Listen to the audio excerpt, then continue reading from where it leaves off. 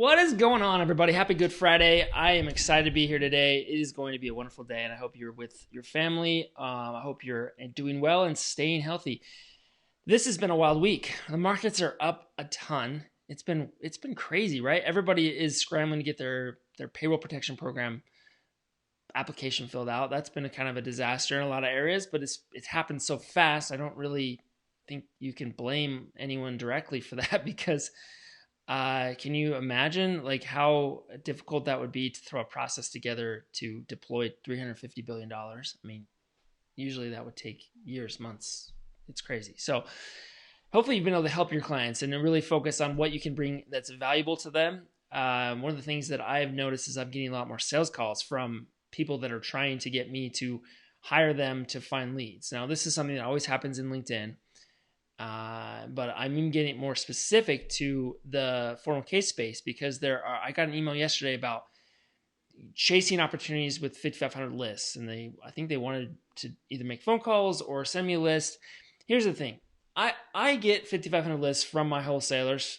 Obviously that can be valuable information, but I don't use it in the same way that maybe other advisors do. I think that's a big mistake that really early people in the industries do is they get the 5,500 list, they sort it by the asset size, right? And you work your way down. You start with the 10 whatever $billion plan, and you work your way down and just cold call possibly, or stalk them on LinkedIn or try to send them a message, but you go straight for the sell.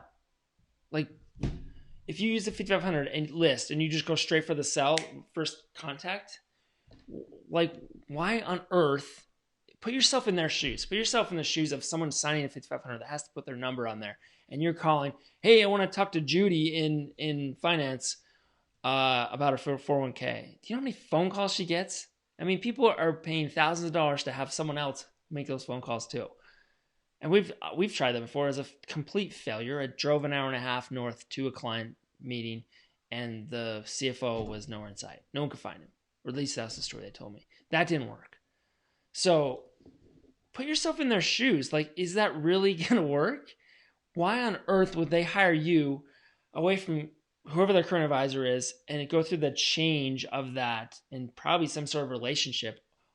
Most likely they've worked with them. And it's very rare that someone just has a really cold 401k advisor that they don't know through some way. And I think the bigger the plan you get, the more likelihood that there's a connection there. From what I've seen most of the time with the benefit group.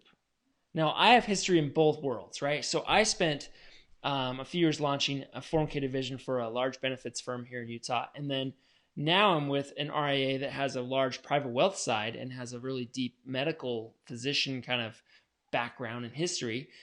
And so the 401k has always been that little kind of component in the middle of all of that mess, right? You have business owners and people that have 401k plans that need personal help, but they also need benefits.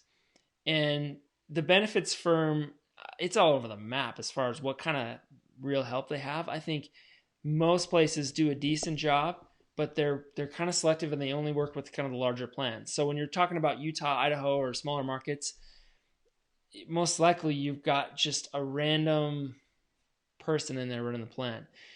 And really the idea that someone's going to be a specialist in the 401k world is pretty rare. And I actually don't recommend that because you have to have some sort of additional value you can bring.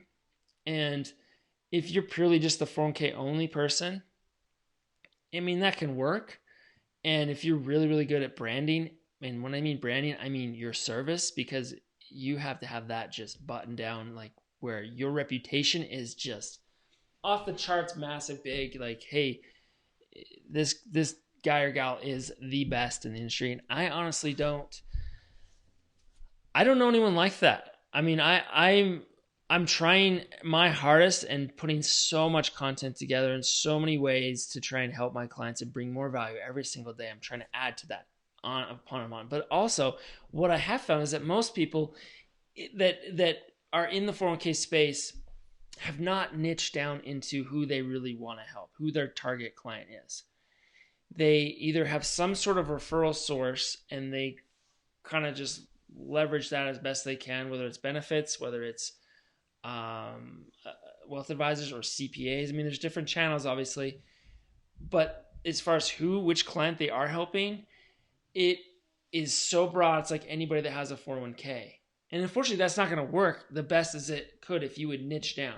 So you need to be very broad as far as the value you bring, but you need to be narrow on who you actually bring it to, who your target avatar person industry is.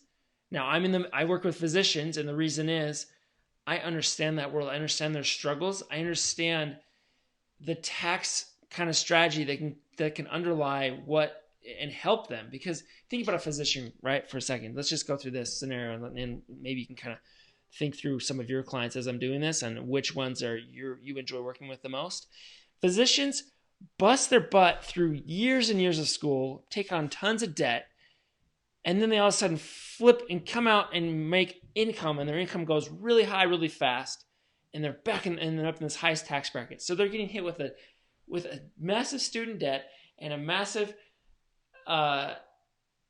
tax bracket that they're in, and they need serious help getting out of that nightmare, because they're either going to focus completely on how to pay down that debt, or if I really think this is the smarter move, is being very more strategic on how they're going to be efficient with their tax decisions. I mean, that's going to help them be wealthy. I have seen the very same scenario as far as age, night and day portfolio of ability to retire early.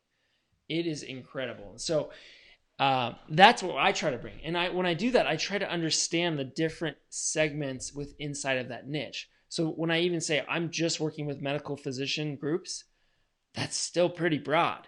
You've got all these different specialties. You've got family practice. You've got radiologists. You've got emergency physicians. You have OBGYNs.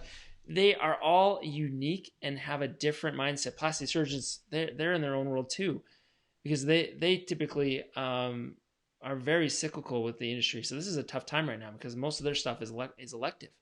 So there's just a variety of different things. Once you figure out your niche, even when you dive into that, you're going to be busy enough to try and figure out how to create more value outside of just saying, hey, let's do your 401k and let's move your money into an IRA and come on. So be broad with your value you bring to the narrow niche that you've determined is where you want to work. So that's the thing I want you to think about as a person. What is it about the 401k space that you enjoy, and who is it that you enjoy serving or helping the most? That's step number one. And when you go through my 12-step program, that's literally step number one. You have to narrow that down. You have to know and understand what is really the right person for you to work with, and go deep on that, and not be afraid to say no or to hand off a prospect that doesn't fit that objective. You have to, I know it's hard, and I know especially if you're young and hungry and want to chase more clients and you hear about opportunity, but it's like way over here crazy, like manufacturing with 1,000 people, and you're like over here working with just dentists. Do you understand that world? Do you know what's going on with them? It gets a little bit tricky, and there's different variables that you need to know about that. So that's important to know. Going back to the best way to contact them. This is better because you're not going to be reaching out to try and make a sale on a cold call and paying somebody that's not going to work. You need to build your reputation within that industry. And you do that by starting to dive into the world that they're in. Understand what associations they're affiliated with. Understand what conferences they go to, or what problems they have that you might be able to find some help or some ideas on. That's going to be key, is if you can almost be part of their industry, but you're the 401k person for that. That is powerful. If you can figure out how to do that, and which is what I want to help you do, you will be successful. And it will take longer, but the rewards will be much greater because you will have a defined process that's specific to that group of people that will fit them much better than a general 401k neighbor or brother-in-law that may have a plan, they're going to hit a point where they're going to be out of their, they're not going to be able to provide the support and the value that you would bring, and you're going to win that plan. So that's my thoughts today. I hope you have a wonderful Friday. Remember, you gotta think value and what it is you're gonna bring to them, and not sell first. Don't sell up front. First interaction is not about selling, and especially not during coronavirus or COVID-19, is about cold calling and selling. It's about providing help and guidance to the niche that you love working with. Have a great day, everybody. Stay safe. Enjoy your family this weekend. Happy Easter. I'll be back on Monday. Thanks for watching. Subscribe if you get a chance.